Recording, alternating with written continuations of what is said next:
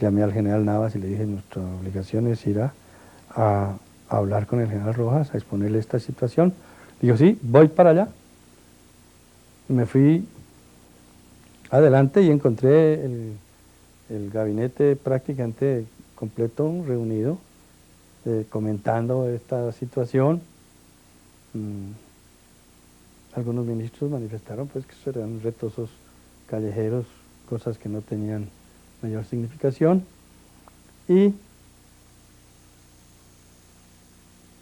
algún ministro dijo, señor presidente, yo no creo que la situación sea buena, a mí me parece que estamos en un grave peligro, pero yo quiero manifestarle que estoy armado y que yo permanecería aquí al lado suyo hasta el último momento.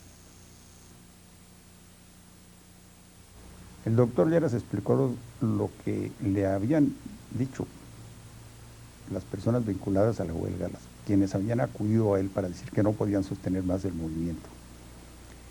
Y el doctor Alfonso López habló en una forma muy clara y muy precisa, como él lo hacía, y dijo más o menos estas palabras: la huelga hay que suspenderla, pero esto no es una derrota del movimiento. La huelga puede reanudarse. De manera que vamos a desmontarla. Y así se pensó. El general, sin embargo, no tenía esa información. Él veía que su mandato llegaba a su fin y no estaba dispuesto a ir hasta las últimas consecuencias. Los militares más aguerridos, el jefe de la unidad de Usaquén, de los tanques, la artillería y eso, llegaron a decirle, yo los oí: general, no se entregue, sacamos los tanques, barremos esto en 5 minutos. Y el general les decía, no hombre, cálmense, no hay para qué hacer eso, no hay que derramar sangre, eso es absurdo. Esto se apacigua tranquilamente, aquí no pasa nada, yo me voy, todo se tranquiliza. Hay que recordar, o hay que hacer hincapié en que había una orden dada por mi padre de no disparar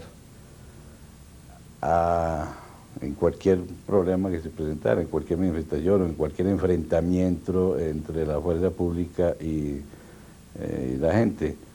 Y varias veces varios oficiales le pidieron a él que levantara la orden de no disparar, y con el fin después de terminar y acabar los incidentes callejeros. Me acuerdo también... Pero los acontecimientos se precipitaron de tal naturaleza, de tal forma, que vino el 10 de mayo y ya no hubo manera de suspender la huelga. Sonó el teléfono, el general Rojas me llamó al teléfono y me dijo que si yo recibiría a unos militares que querían venir aquí. Dije que claro, que estábamos a la disposición, y efectivamente poco después llegaron aquí el general Navas Pardo, que era el vocero y el que mandaba el grupo, un general Medina de la aviación y algún otro, que venían a exponernos las tesis del ejército frente a la proposición del retiro del general.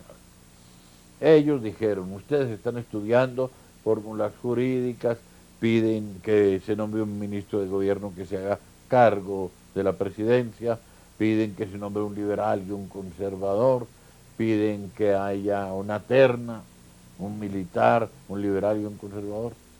Y yo vengo a decirles que la única fórmula que me parece viable es la de que ustedes acepten que haya una junta militar de gobierno que se compromete a lo siguiente: a gobernar dentro de la Constitución y las leyes de la República estrictamente. En segundo lugar, a realizar unas elecciones dentro de un año para que el pueblo colombiano libremente elija a su presidente. Y en tercer lugar, a continuar una batalla de pacificación del país. En ese momento me llamó el general Rojas, quien había entrado con Navas a una pieza de las dependencias, a una dependencia de Palacio, y me dijo, tú tenías razón, tú tenías razón. Yo no puedo continuar en el poder, porque no quiero por ningún motivo imponer mi voluntad a base de derramamientos de sangre. Yo no puedo enfrentar el ejército al pueblo, porque ahí se produce una masacre tremenda y yo no quiero seguir sentándome en el solio presidencial con las manos untadas de sangre. Alguna cosa así, no puedo decirle exactamente la frase, y he decidido dejar el poder. Y dejar el poder en manos de una junta militar. Esa junta militar que asumió el mando el mismo 10 de mayo estaba compuesta por el general París, entonces ministro de Guerra, el general Fonseca, director de la policía, el almirante Piedrahita, ministro de Obras Públicas, el general Navas, comandante del ejército, y el general Ordóñez, jefe del servicio de inteligencia.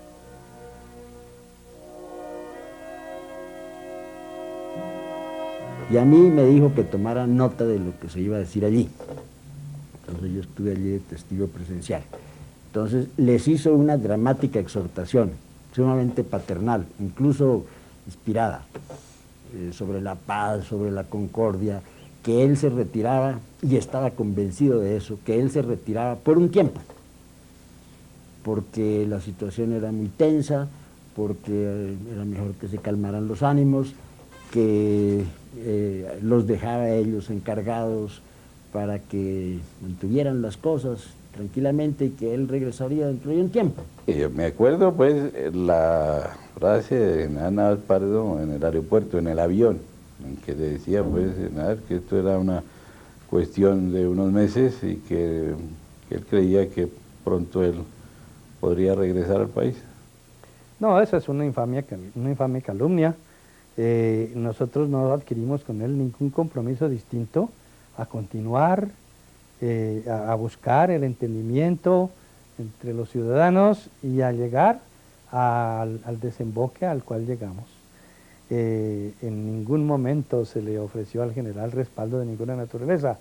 Más aún, cuando él quiso volver, se le hizo saber que por ningún motivo nosotros aceptaríamos esa situación. De modo que eso es falso de toda falsedad.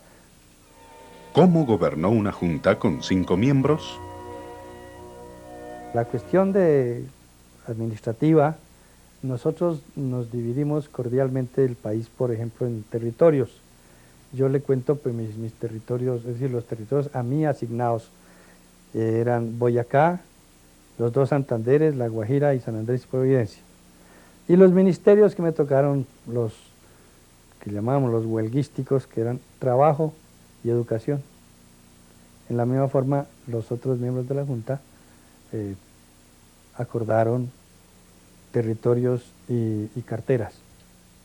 Los momentos que se empezaron a vivir a partir de la caída del general Rojas y el ascenso de la Junta Militar no solo significaban el fin de un gobierno militar, sino la transformación del Frente Civil que derrocó a Rojas en el Frente Nacional, que definiría el futuro político del país hasta nuestros días.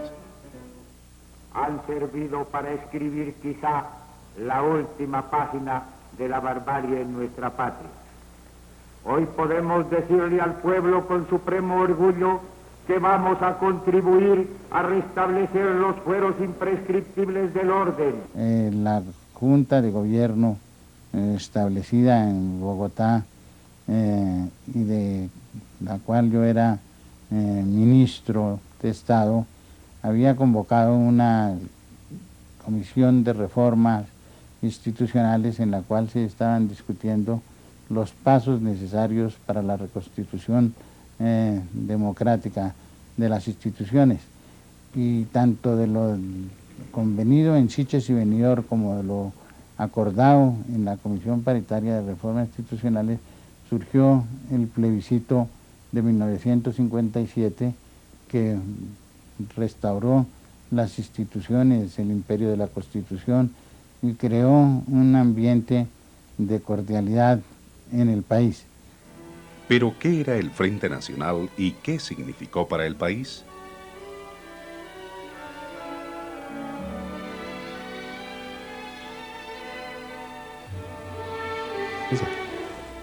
Esto pues sí tuvo más bien unos antecedentes, porque cuando en Benidorm se planteó la necesidad de hacer una coalición, una palabra que al doctor Alberto Lleras no le gustaba, dejamos el documento en blanco para ver si se nos ocurrió una palabra que no fuera coalición.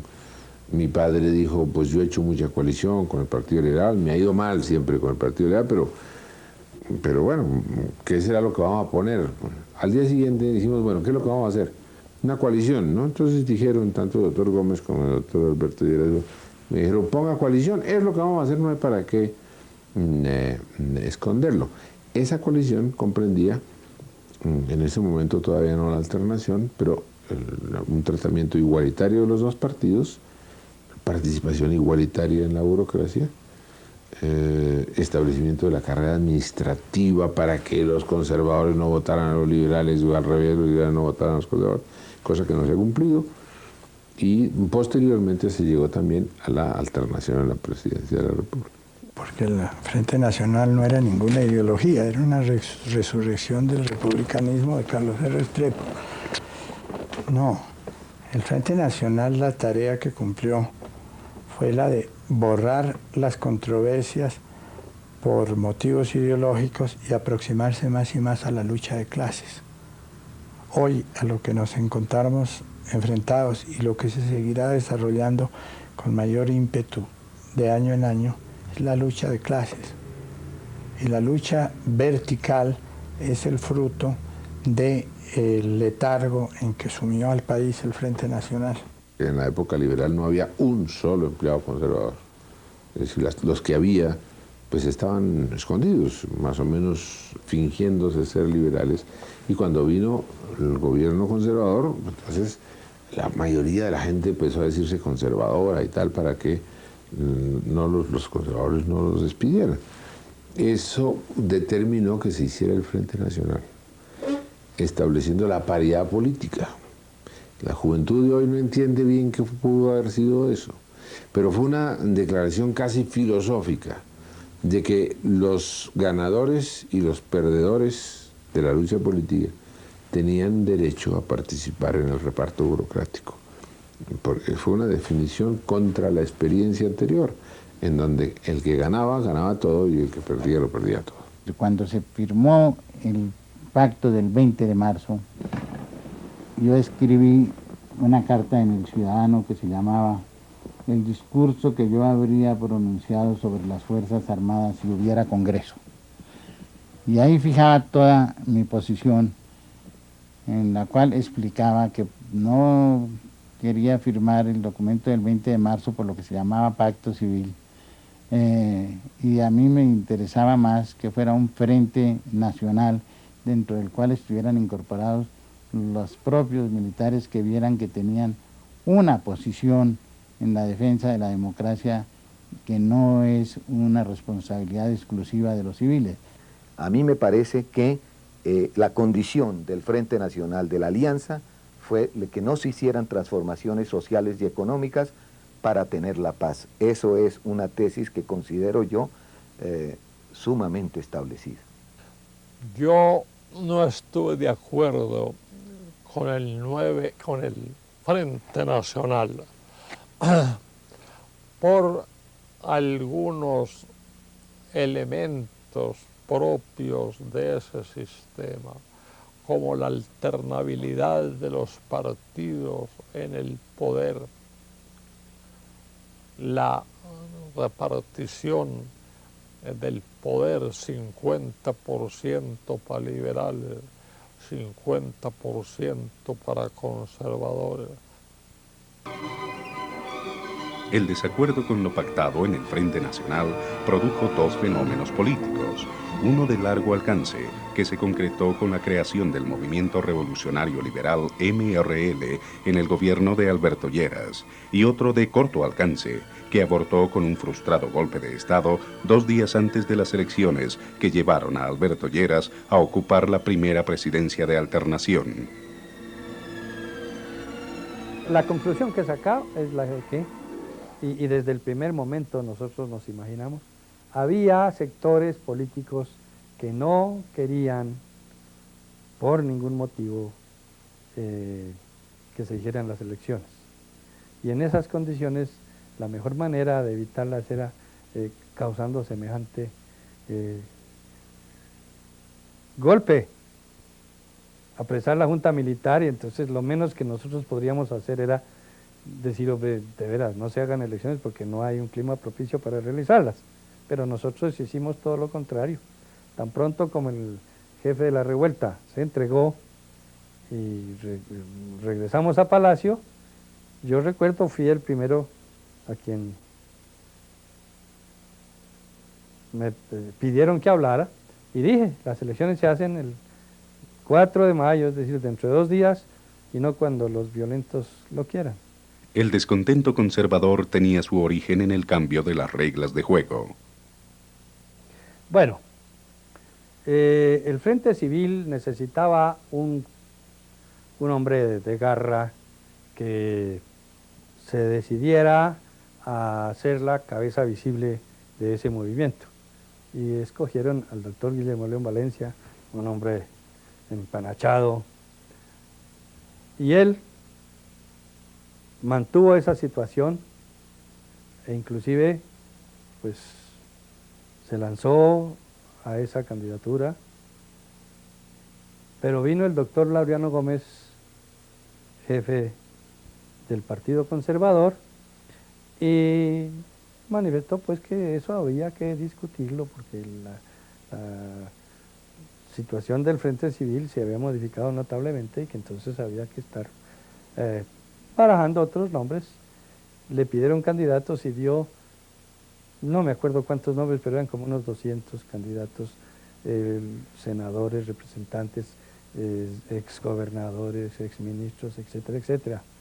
Entonces, cuando se le pidió que fuera más concreto, esto allá dentro de los políticos, nosotros no nos metíamos en nada de esas cosas, entonces manifestó que su candidato era el doctor Alberto Lleras Camargo. No, era parte de un resentimiento de los conservadores que no les gustaba el Frente Nacional y veían que llegaría el doctor Alberto Lleras a la presidencia de la República. Entonces algunos quisieron dar ese golpe contra la Junta Militar y fue una segunda oportunidad en la que el doctor Alberto Lleras pudo mostrar sus grandes condiciones de orientador del país. En su gestión, en 3 de mayo, cuando la Junta Militar fue amarrada para impedir las elecciones del 5 de mayo, fue definitiva, se salvó milagrosamente. A él lo llevaban hacia la policía militar donde estaba el coronel Forero Gómez, el director del movimiento. Y un teniente interfirió el carro en que lo llevaban al pasar por frente del Palacio y uno de los generales en esa época, coronel Camacho Leiva, hermano de quien fue mi ministro, intervino con el teniente que le hablo para cambiar la orden y decir que debía entrar a Palacio, que ahí era donde lo necesitaban. Y ahí se reunió con el almirante Piedradita y con él dirigieron la acción de salvamento del resto de los militares y se llegó a las elecciones del 5 de mayo, en las cuales quedó él proclamado como presidente, elegido como presidente de la República. El 7 de agosto, por la mañana, nos reunimos los miembros de la Junta y elaboramos un decreto mediante el cual nos autorretirábamos del servicio activo y pasábamos a la reserva. Dios que es tan bondadoso conmigo me dio el placer de ser yo mismo quien me retirara. Y luego esperamos la llegada del doctor Lleras Camargo, un hombre a quien nosotros, los miembros de la Junta, le debemos mucho, y el pueblo, el país en general. Llegó el doctor Lleras Camargo, lo estábamos esperando, nos dimos un gran abrazo, nos condecoró con la Cruz de Boyacá, y luego salimos para nuestros hogares. Allí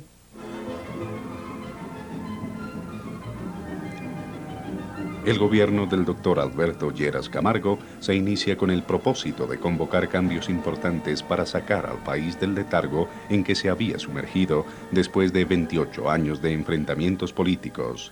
Las condiciones estaban dadas para la iniciación de un proceso de pacificación, ahora que los partidos habían llegado a nivel de sus jefes a un acuerdo de convivencia. Dentro de este clima se logra una nueva amnistía para los alzados en armas.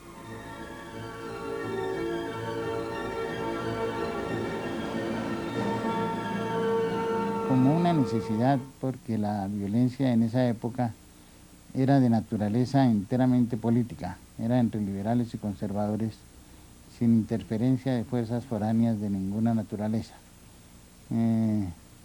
Y hecha la amnistía, llamémoslo así, entre los directores de los partidos y sus militantes, no había ninguna razón para no extendérsela a quienes habían combatido por la misma causa. Entonces esa amnistía tenía plena justificación, fue útil y transitoriamente acompañada de una política de rehabilitación pacificó al país. La amnistía en ese entonces no era una amnistía en blanco, era una amnistía condicionada. Y la condición consistía, primero, en entregar las armas. En segundo lugar, en someterse a los procedimientos legales, civiles, republicanos. En prescindir de todos aquellos actos de vandalaje que se venían cometiendo. No quedaron sino un par de rezagos. 3 rezagos, hablemos. 2 movimientos comunistas, uno en el sur del Huila y otro que se localizó en la Uribe, que es el de Tiro Fijo. Esa gente no entró a la amnistía. Se me quedaron también por fuera algunas gentes de las que habían nacido, vivido en la violencia y ya no sabían trabajar ni ganar dinero de otra forma. Fueron muy pocos. Y en el curso de unos años quedaron prácticamente exterminados. Quienes no fueron exterminados se entregaron y regresaron a su vida común y corriente. El fenómeno es que antiguos guerrilleros liberales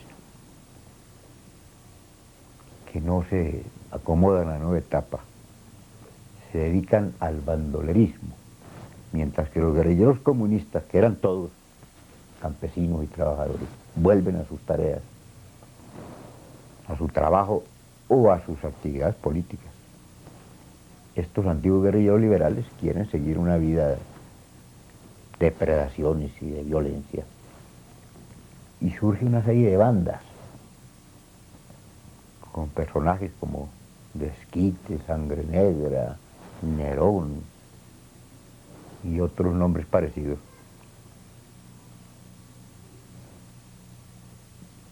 que chocan con las organizaciones comunistas. Como medida complementaria a esta política de paz, se adelantan 2 estrategias básicas. Una comisión de rehabilitación que pretendía, como su nombre lo indica, rehabilitar para la producción las zonas azotadas por la violencia, y una política a más largo plazo tendiente a cambiar la estructura agraria, la reforma agraria. Pero cuando llega al poder el doctor Alberto Lleras, integra una que hoy se llamaría Comisión de Paz. Entonces se llamó Comisión de Estudio de la Violencia, que estuvo integrada por Ramírez Moreno, Otto Morales Benítez y Monseñor Germán Guzmán. Creo que eran esos 3 y tal vez un militar, General Morangueira. Y visitan el país entero en sus zonas de violencia, se hace una política de rehabilitación. Esta política se le encarga a una comisión que tiene como director ejecutivo al doctor José Gómez Pinzón.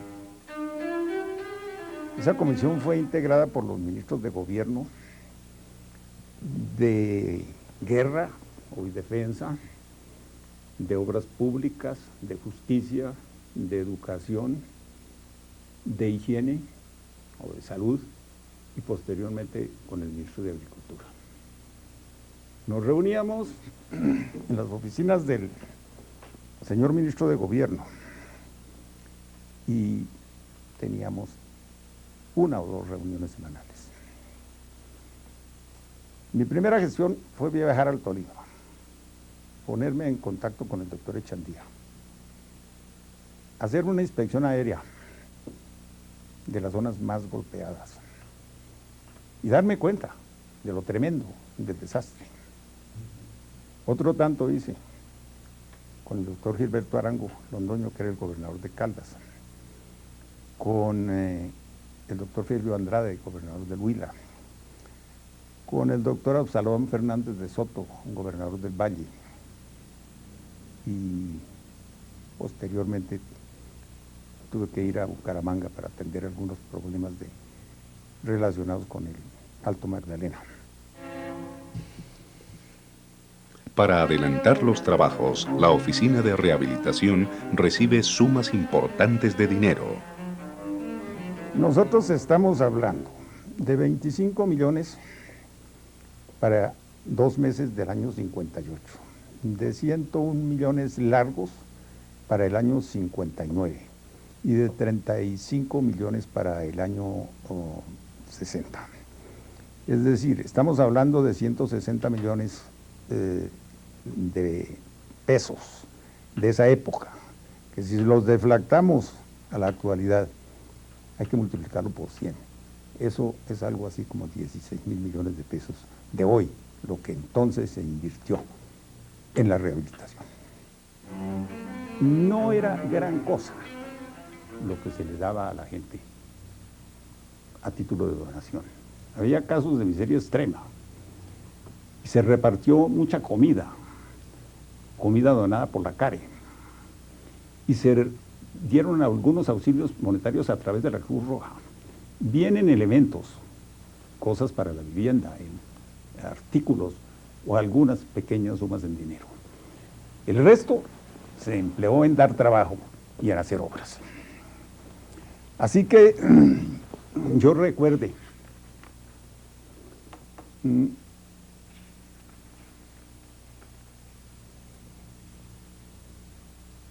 en Carreteables se lograron establecer 117 frentes y se entregaron terminados más de 700 kilómetros. Un promedio de 4.000 hombres estuvo ocupado durante 1 año y medio largo, casi 2 años, en ese trabajo.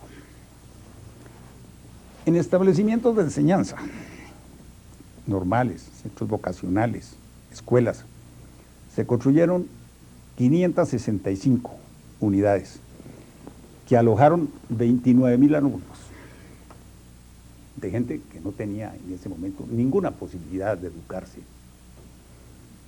En inspecciones de policía y cárceles se construyeron y dotaron algo así como 56. En pequeños hospitales y puestos de salud se pusieron en marcha 37. En centros de rehabilitación infantil, 25 establecimientos. Se trabajó también en extensión agropecuaria y en diferentes obras municipales. Esta labor se llevó a cabo usando el esfuerzo de la comunidad. Detrás de este propósito de rehabilitación yacía siempre el propósito de la pacificación a toda costa. Yo mandé a Pacho Triana, que era mi representante en el Tolima, para que hablara con Chispas, que le dijera que se entregara. Y Chispas le dijo: no, doctor, ahí me jode. Pero llegó a un entendimiento con Pacho, que le compraran el armamento. Entonces, yo le traje el caso al doctor Lleras. Esta es una cosa sumamente delicada, que tiene que intervenir las Fuerzas Armadas. Creo que se le pagaron 16.000 pesos por el armamento, pero entregó el armamento. Es que la cosa era distinta, ¿no? Quienes no entregaron las armas nunca fueron los comunistas. La política de largo plazo, como se dijo, era la reforma agraria a través del Instituto Colombiano de Reforma Agraria, INCORA. Cuando el INCORA comenzó, el primer programa del INCORA también fue un programa